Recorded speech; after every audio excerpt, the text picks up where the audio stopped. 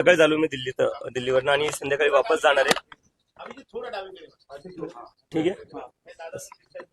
सगळ्यात पहिले मी सगळ्या माध्यमांचा धन्यवाद करतो. आम्ही 16 दिवसापासून दिल्लीत बसलेलो आहे. ऊन होतं भरपूर, आता पाऊसही सुरू झालाय तरी आम्ही तिथं होतो. आज 17वा दिवस आहे. पण आज जेवढी मीडिया आलेली आहे तिथं मीडिया काही थिरकलेली नाही इतक्या दिवसापासून. तर मी समजू शकतो काही प्रेशर असू शकतो, पण मीडियाने पण थोडा विचार करावा की हे देशाचे युवक बसलेले आहेत जे 17 दिवसापासून काय मागतायत, न्याय मागताय. फक्त कशासाठी? नीटमध्ये 20 पेक्षा जास्त स्टुडंट्सनी आत्महत्या केलेली आहे आणि ती आत्महत्या कशामुळे झाली आहे? पेपर फुटीमुळे झालेली आहे. पेपर फुटी जर झाली नसती तर विद्यार्थ्यांना आत्महत्या करावी लागली नसती आणि मला अमेरिकेवरनं यायची गरज पडली नसती. आणि 17 दिवसापासून जे देशातले हजारो लाखो युवक सोबत निघाले त्यांना गरज नसती पडली रस्त्यावर यायची. तर कुठं ना कुठं सरकारने याची दखल घेतली पाहिजे. मला बरेचसे लोक प्रश्न विचारताय की सरकार तुमचं ऐकायला तयार नाही, सरकार तुमचं ऐकायला तयार नाहीये. तर माझ्या मनात हा प्रश्न येतो, मग सरकार ऐकणार कोणाचं? डोनाल्ड ट्रम्पचं?